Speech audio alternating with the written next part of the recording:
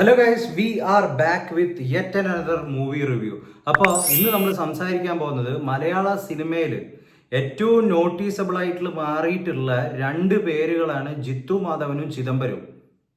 ഇവർ രണ്ടാളും കമ്പൈൻ ചെയ്ത് ജിത്തു മാധവൻ സ്ക്രിപ്റ്റ് എഴുതി ചിദംബരം ഡയറക്റ്റ് ചെയ്ത് ഇന്നലെ റിലീസ് ചെയ്ത ബാലൻ സിനിമയെ കുറിച്ചാണ് നമ്മൾ ഈ സിനിമയിൽ സംസാരിക്കാൻ പോകുന്നത്, ഈ വീഡിയോയിൽ സംസാരിക്കാൻ പോകുന്നത്.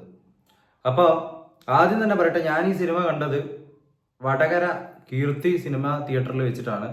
ഏകദേശം ഒരു 30-40% ഒക്യുപ്പൻസി ഉണ്ടായിരുന്നു. രാവിലെ 10:30 ഷോ ആയിരുന്നു.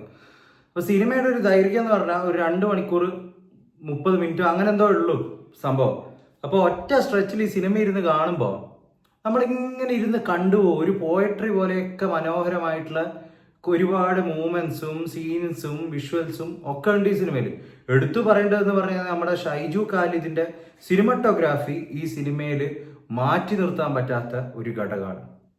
അത്രയും ബ്യൂട്ടിഫുൾ ആയിട്ടുള്ള ഒരു സിനിമറ്റോഗ്രാഫിയാണ് ഈ സിനിമക്ക് പുള്ളി ഒപ്പിയെടുത്ത് കൊടുത്തിരിക്കുന്നതെന്ന് പറഞ്ഞു കഴിഞ്ഞാൽ, അതായത് വിഷ്വലി നമ്മൾ കണ്ടോണ്ടിരിക്കുമ്പോൾ നമുക്ക് തോന്നൂല, അതിന്റെ ഒന്നും നമുക്കൊരു സ്റ്റക്കായിട്ടോ ലാഗായിട്ടോ തോന്നില്ല. അത്രയും ഫ്രീ ഫ്ലോയിങ് ആണ് ഓരോ സീൻസും കാര്യങ്ങളും നല്ല പറഞ്ഞു കഴിഞ്ഞാൽ.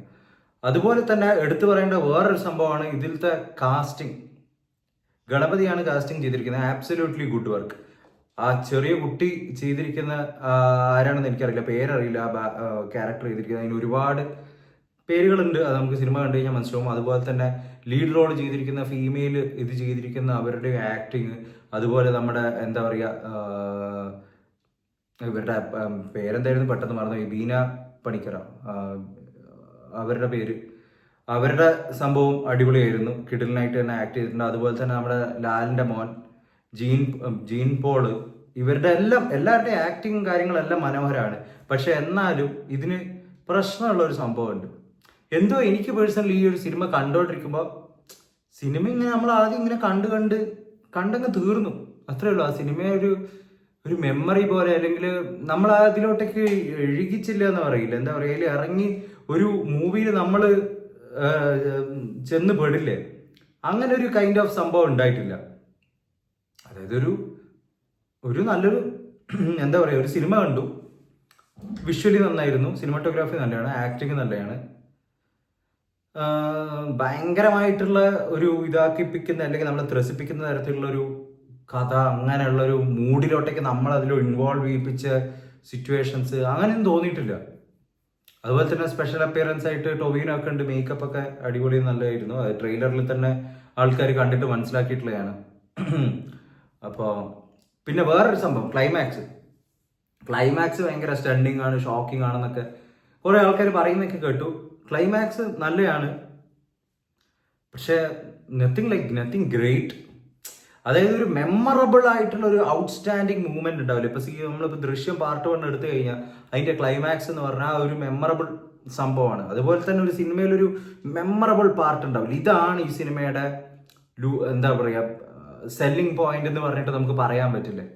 അങ്ങനെ ഒരു പെർട്ടിക്കുലർ പോയിന്റ് എനിക്ക് ഈ സിനിമയിൽ ഒന്നും തോന്നിയിട്ടില്ല. ആദ്യം തൊട്ട് അവസാനം വരെ ഇങ്ങനെ ഒരു ഒഴുക്കിൽ അങ്ങ് ഇരുന്ന് പോയിട്ട് കണ്ടു. എത്രത്തോളം ഈ സിനിമ ബാക്കിയുള്ള ആൾക്കാർക്ക് എങ്ങനെയാണ് കണക്ട് ചെയ്തിരിക്കുന്നതെന്ന് എനിക്കറിയില്ല. പേഴ്സണലി എനിക്ക് എൻ്റെ ഒരു പേഴ്സണൽ ഒപ്പീനിയൻ എന്ന് പറഞ്ഞാൽ എനിക്ക് അങ്ങനെയാണ് ബേസിക്കലി ഫീൽ ചെയ്തിരിക്കുന്നതെന്ന് പറഞ്ഞു കഴിഞ്ഞാൽ. നിങ്ങൾക്ക് എന്താണ് ഈ സിനിമ കണ്ടിട്ട് തോന്നുന്നതെന്ന് വെച്ചാൽ നിങ്ങൾ കമന്റ്സ് ആയിട്ട് ഇടും. അപ്പോൾ ചിദംബരത്തിൻ്റെ ഒരു നല്ലൊരു വർക്ക് തന്നെയാണ്. ബട്ട് എനിക്ക് ഇതിന് മുകളിൽ നിൽക്കുന്ന വർക്ക് മഞ്ഞുമൽ ബോയ്സ് തന്നെയാണ്. കാരണം മഞ്ഞുമൽ ബോയ്സിന്റെ ആ ഒരു ഫീൽ, ആ ഒരു പോയിന്റ്, ആ ഒരു സംഭവം, സുഭാഷ് മറ്റേ കുഴിയിലേക്ക് പോകുമ്പോഴുള്ള സാധനം എന്നൊക്കെ പറഞ്ഞു കഴിഞ്ഞാൽ അത്രയും സിനിമ അങ്ങ് എടുത്ത് മാറ്റി മറിക്കുന്ന ഒരു സിനിമയാണ്. അതുകൊണ്ടാണ് ഓൾ ഇന്ത്യ അത്രയും വലിയൊരു അക്സെപ്റ്റൻസ് ആ ഒരു സിനിമക്ക് കിട്ടിയിട്ടുള്ളതെന്ന് പറഞ്ഞു കഴിഞ്ഞാൽ. അപ്പോൾ എനിക്ക് ബാലൻ ഇതാണ് എക്സ്പീരിയൻസ് എന്ന് പറഞ്ഞു കഴിഞ്ഞാൽ. നിങ്ങൾക്ക് എന്താണ് തോന്നുന്നത് വെച്ചാൽ കമന്റ്സ് ആയിട്ടിടൂ. Will come with another video next time. Until then take care and bye by.